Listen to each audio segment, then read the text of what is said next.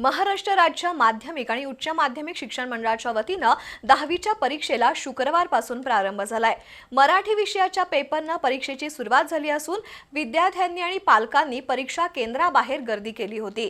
पन्हाळा तालुक्यात 12 केंद्रांवर परीक्षा प्रक्रिया सुरू आहे।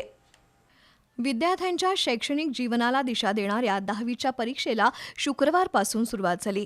पन्हाळा तालुक्यातील परीक्षा केंद्राबाहेर परीक्षार्थी विद्यार्थ्यांची गर्दी झाली होती, तर पाल्याला शुभेच्छा देण्यासाठी केंद्राबाहेर पालकांनी गर्दी केली होती।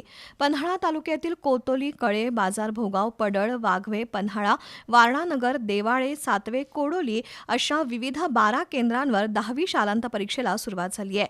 12 केंद्रांवर 4226 विद्यार्थी परीक्षा देत आहेत। 18 मार्चपर्यंत ही परीक्षा सुरू राहणार आहे। पहिल्या दिवशी मराठीचा पेपर होता।